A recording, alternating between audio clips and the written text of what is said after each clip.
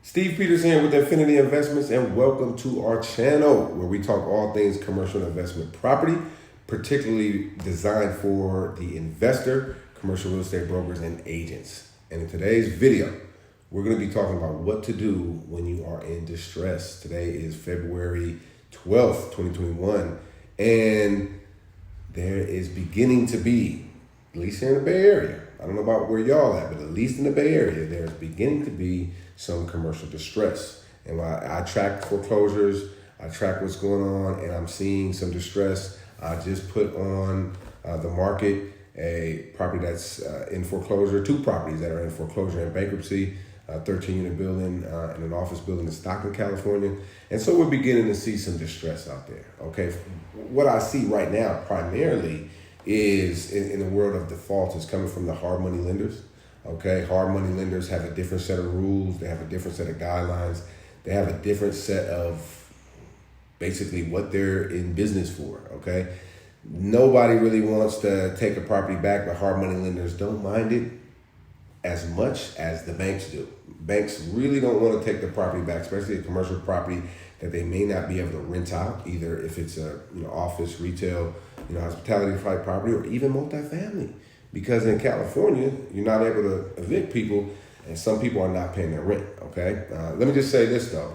A lot of people are paying rent, okay? Everybody's not paying rent. I got a lot of landlord clients that are collecting rents, swear by their tenants, all right? But there are a bunch of people who are not paying their rent on their apartments. There are a bunch of office buildings where tenants have just vacated and bounced out on their leases, right?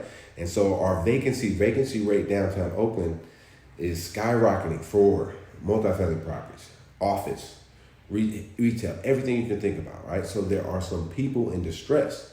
And outside of just what has been filed as in default, there's a bunch of loans that are in technical default, but the banks aren't filing yet because the banks are trying to weather the storm. They don't really want to foreclose, okay?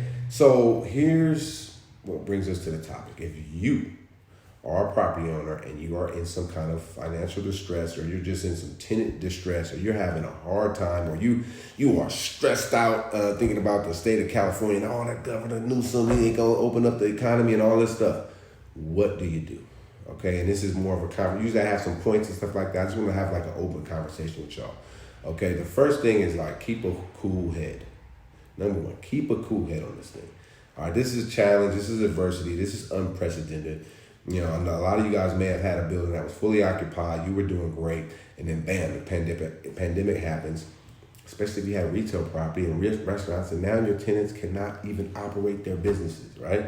So you went from profitable, market was great, to ain't nobody paying rent, tenants bouncing out, type of situation. What do you do, right?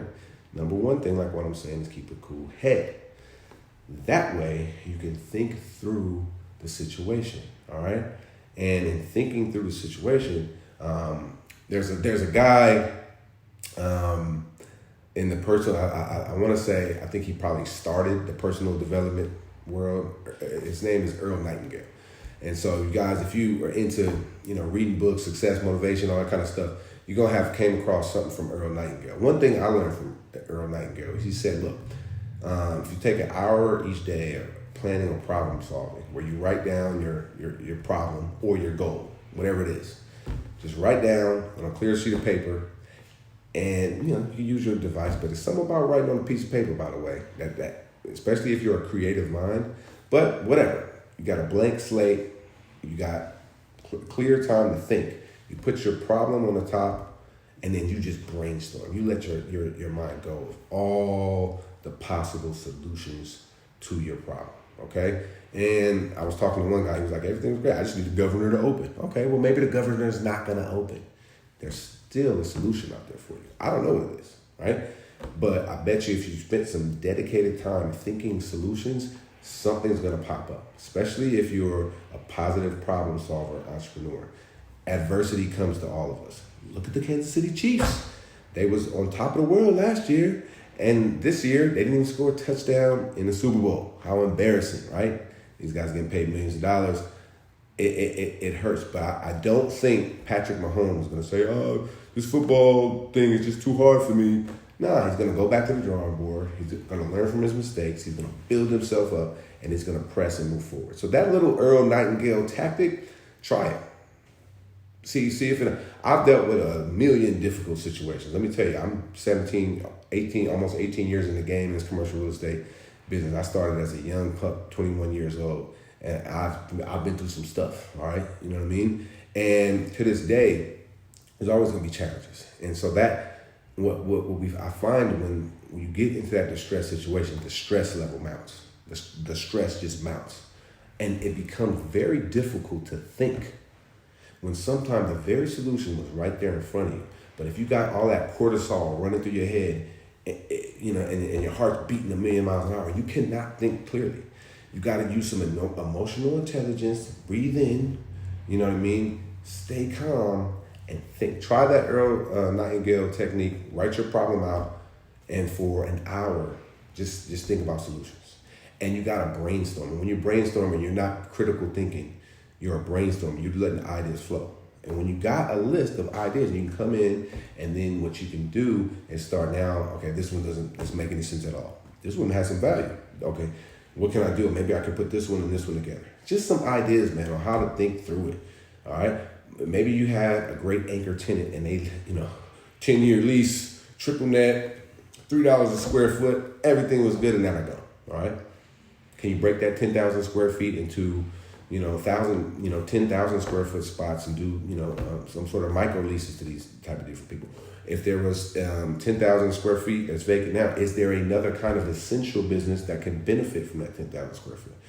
Is maybe you had $3 a square foot, maybe you can get $1.75. Okay, just a couple of ideas. So the first idea, the first thing I'm saying is keep a cool head. Get some positive thoughts, brainstorm through this, work through it. Now, second thing is what I would say is it's time to negotiate. Here's the deal, man. The bank really doesn't want to take your property back. Now, if you got hard money, all right, different story, all right? But most of them don't want to take your property back. They're a lot more aggressive, though, than the banks, okay? But whether you have a bank, whether you have a hard money, it's time to negotiate with them, not time to bury your head in the sand, okay? Being a young person in the business, coming up, one of my biggest challenges was when things went wrong, I would bury my head in the sand. I would not know how to respond to it, and so I would just get stuck, you know what I mean? Not knowing what to say, not knowing having somebody to bounce this off, or even having somebody to bounce it off, but being too, embarrassed to bring that challenge or that problem to them. Look, I get it, you know what I mean? It's tough, but it ain't the time to bury your head in the sand. It's time to negotiate your way out of this. You are a commercial real estate or you're an investment real estate professional. You got this property using all the ingenuity and entrepreneur skills and ability that you had to put this thing together, all right? Negotiate your way out. You got to fight, and you got to fight hard. And if you're going to go down, you're going to go down swinging, man. You know what I mean? And, look, everybody takes an L. People take losses, okay? If you end up losing that property, it's not the end of the world, all right? But you're not going to go down without a fight. You got to have that mentality, man. You got to have that mentality. And lo and behold, you might be able to strike a deal with them, okay? To be able to maybe take what you own, put on the back end of the loan, re-amortize the loan, okay? You know what I mean? And if you're reaching out to them, if you're proactively reaching out to them, they may say, hey, look, this is the borrower we want. He got slammed through the pandemic. What can we do to work with him, okay? By the way, these banks got a lot of money, man. They got a lot of this stimulus money, okay? So I think if I'm them, I want to work with a guy or gal who is creative and proactive. And I'd much rather work something out with them than have to take the property back and sell it and take a huge discount, which if they do that, they're going to take a discount. 9 times out of 10, okay? So don't bury your head in the sand. Negotiate your way out of it, okay? And the last thing is this. If it's time to sell, it might be time to sell, okay? A lot of great entrepreneurs have held on too long when they knew it was time to get out. You know what I mean?